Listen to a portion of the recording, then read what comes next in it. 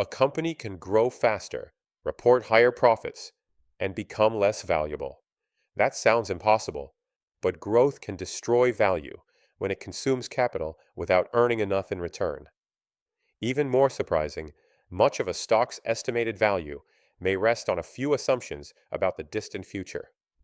Today, we expose what truly drives intrinsic value and why small changes in cash flow, growth, or risk can transform the answer.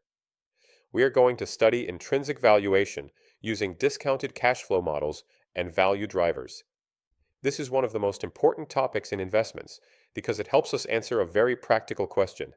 What is a stock really worth? In the market, we observe the stock price. That price tells us where buyers and sellers are trading right now. But intrinsic value is different. Intrinsic value is our estimate of what the stock is worth based on the cash flows we expect investors to receive and the return investors require for taking risk. So price is observed. Value is estimated. That distinction is very important. The goal of valuation isn't to magically discover one perfect number. The goal is to build a disciplined estimate. We want assumptions that are clear, reasonable, and open to challenge. When estimated intrinsic value is above the market price, the stock may be undervalued. When estimated intrinsic value is below the market price, the stock may be overvalued. When value and price are close, the stock may be fairly valued. But notice the word may. Valuation depends on assumptions about cash flows, growth, risk, and discount rates. A small difference between value and price may not mean very much if our assumptions are uncertain. So in this lecture, we won't just learn models. We will learn how to think like valuation analysts. Let's begin with the foundation of discounted cash flow valuation. A financial asset has value because of the cash flows it is expected to provide to its owners. For a stock, those cash flows are uncertain. They depend on future sales, profit margins, reinvestment needs, competitive conditions, financing decisions, and payout policy. We estimate future cash flows, discount them back to today, and include a terminal value for cash flows beyond the explicit forecast period. Please don't think of this as only a mathematical exercise. We are simply organizing three ideas. First, magnitude. How large are the expected cash flows? Second, timing. How soon do investors receive those cash flows? Third, risk. How much return do investors require because those cash flows are uncertain? Cash flows that are larger, arrive sooner, and are less risky are worth more. Cash flows that are smaller, arrive later, or are more risky are worth less. This is why valuation is connected to business analysis. Revenue growth matters. Pricing power matters. Operating margins matter. Taxes, capital expenditures, working capital, competition, and management strategy all matter. A discounted cash flow model isn't separate from the company's economics. It is a structured way of translating business performance into value.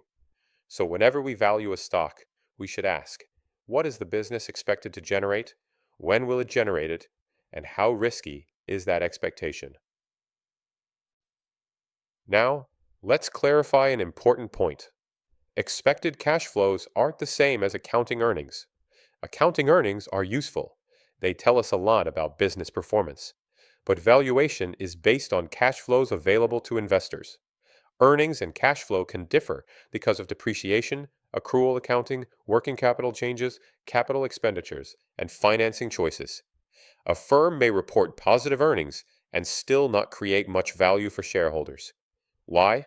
Because it may need to reinvest heavily just to maintain operations or support growth. It may have high capital expenditure needs. It may tie up cash in inventory and receivables. It may face risks that make future cash flows less reliable.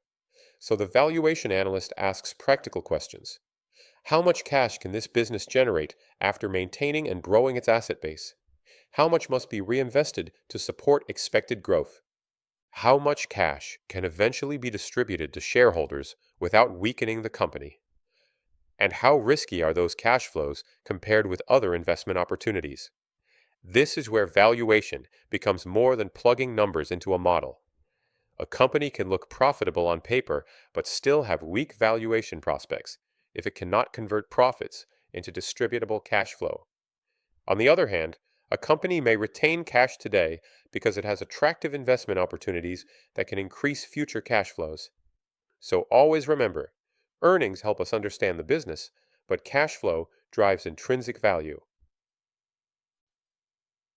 Next, we need to understand the required return on equity, also called the cost of equity.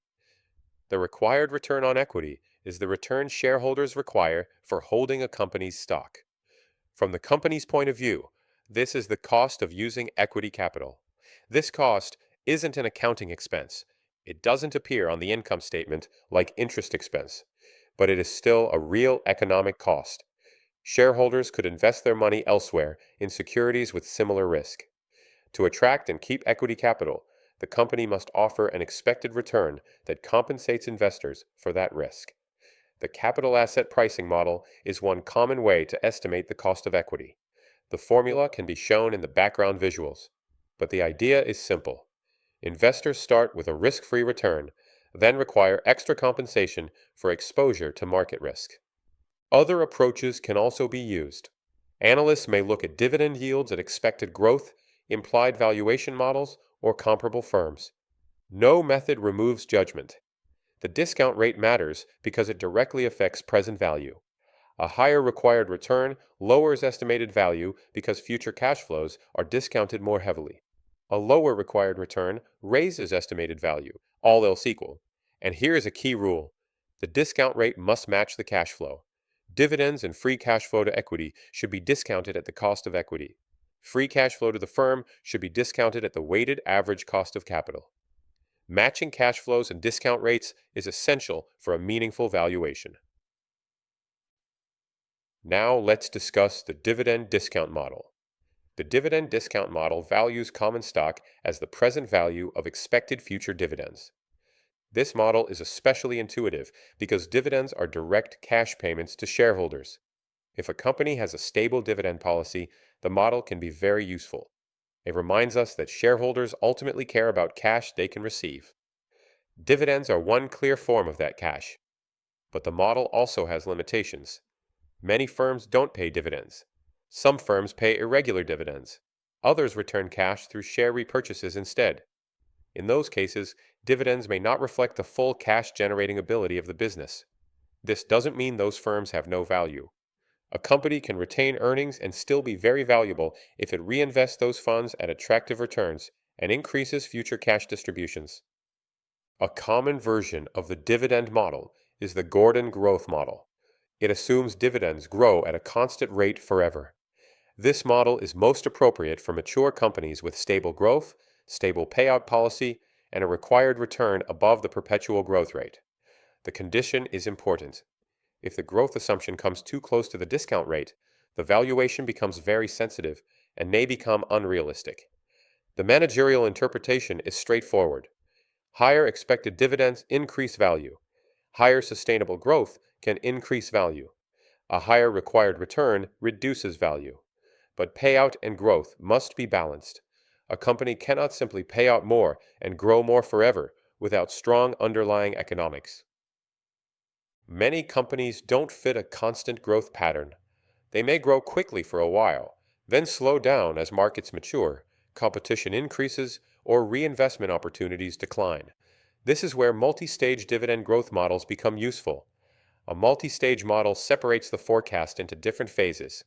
In the early phase, the analyst may forecast company-specific growth. Later, the firm is assumed to move toward a more stable, mature pattern. The process is fairly easy to understand. First, forecast dividends during the explicit forecast period.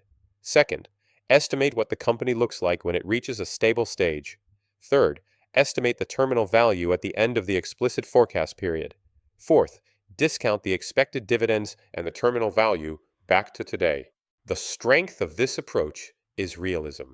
A firm may have high growth now, but high growth usually cannot last forever.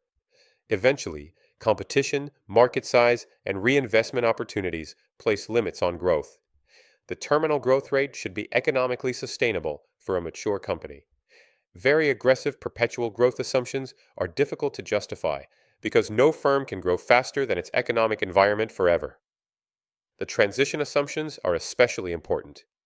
If a company moves from high growth to stable growth, the analyst should explain why growth slows, how margins evolve, and how payout policy changes. A good multi-stage valuation tells a business story. The model should reflect how the company matures over time.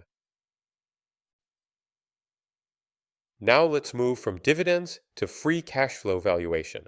Free cash flow models value a business based on cash flow generated after operating expenses, taxes, and reinvestment needs. These models are especially useful when dividends don't reflect the firm's true ability to distribute cash. There are two common approaches. The first is free cash flow to equity. This is cash flow available to common shareholders after operating needs, reinvestment, interest payments, debt repayment, and net borrowing. It is an equity cash flow, so it should be discounted at the cost of equity. The second is free cash flow to the firm. This is cash flow available to all capital providers, both debt and equity, before payments to debt holders. Because it belongs to the entire firm, it should be discounted at the weighted average cost of capital. After estimating firm value, the analyst subtracts net debt and adjusts for non-operating assets or other claims to arrive at equity value. The most important word here is consistency. Equity cash flows go with the cost of equity. Firm cash flows go with the weighted average cost of capital. If we mix the wrong cash flow with the wrong discount rate, the valuation can be misleading. Free cash flow models are powerful because they connect valuation to operations. They force us to think about margins, taxes, reinvestment, working capital, debt policy, and the company's capacity to generate cash for capital providers. That is why free cash flow valuation is central to modern investment analysis. A discounted cash flow model usually has two major parts: an explicit forecast period and a terminal value. The explicit forecast period captures detailed near-term assumptions. This is where the analyst forecasts revenue, margins, reinvestment, working capital, taxes, and cash flow with more detail. The terminal value captures the value of cash flows beyond that explicit period. This is extremely important because for many companies, a large portion of estimated value can come from the terminal value. That means terminal assumptions deserve careful attention. A stable growth terminal value approach assumes that after the explicit forecast period, cash flows grow at a sustainable long-run rate. The formula can be shown in the background. The key idea is that the long-run growth rate must be lower than the appropriate discount rate. For equity cash flows, the discount rate is the cost of equity. For firm cash flows, the discount rate is the weighted average cost of capital. A careful terminal value assumption should be consistent with the maturity of the business, the size of the addressable market, expected long-run profitability, reinvestment needs, competitive pressure, and risk. Be especially careful with aggressive assumptions. A high terminal growth rate combined with a low discount rate can produce a very high valuation, even if the near-term cash flow forecast is modest. So the analyst must ask, is this terminal value economically plausible? Terminal value isn't a shortcut. It is a statement about the long-run economics of the business. Let's now focus on growth and value drivers. Growth can increase value, but growth isn't automatically value creating. This is one of the most important lessons in valuation. Growth usually requires reinvestment. A company may need to invest in working capital, fixed assets, technology, employees, acquisitions, or customer relationships. If the return on that reinvestment isn't attractive, growth can actually reduce value. For a stable dividend-paying firm, sustainable growth is connected to retention and return on equity. The formula can be displayed visually, but the intuition is simple. A firm that retains more earnings has more internal capital to support growth, but retention only creates value if those retained earnings are invested productively. The analyst should distinguish among different types of growth. Revenue growth is growth in sales or operating scale. Earnings growth is growth in accounting profit. Dividend growth is growth in cash payouts. Free cash flow growth is growth after reinvestment needs. Per share growth also considers share issuance or repurchases. These growth measures can move in different directions. A company can report strong revenue growth while free cash flow remains weak because it must spend heavily to support that growth. Intrinsic value is shaped by connected value drivers: profitability, reinvestment, payout policy, growth, and risk. Strong profitability can increase cash flow. Reinvestment can support future growth but reduces current free cash flow. Payout policy affects near-term distributions and retained capital. Risk affects the required return. The best valuations connect these drivers into one coherent economic story.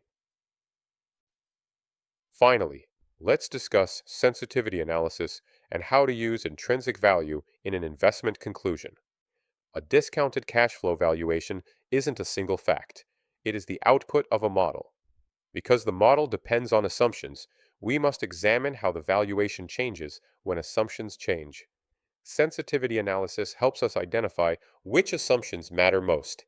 Common sensitivity variables include revenue growth, operating margin, capital expenditures, working capital needs, payout policy, cost of equity, weighted average cost of capital, terminal growth, terminal profitability, and reinvestment assumptions. There are several ways to do this.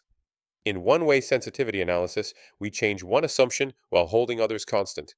In two-way sensitivity analysis, we change two assumptions at the same time, such as the discount rate and terminal growth. In scenario analysis, we combine assumptions into coherent cases, such as conservative, base, and optimistic views. The purpose isn't to make the model look precise. The purpose is to understand whether the investment conclusion is robust. After estimating intrinsic value, the analyst compares that estimate with the market price. If estimated value is meaningfully above the market price, the stock may be undervalued. If estimated value is meaningfully below the market price, the stock may be overvalued. But the conclusion should be made with humility. The market may know something the analyst missed. Assumptions may be wrong. Risk may change. A practical valuation conclusion should state the estimated value or valuation range, the market price used, the key assumptions, the sensitivity of the conclusion, and the main risks. That is the real power of intrinsic valuation. It forces clear thinking. Thank you for joining me today.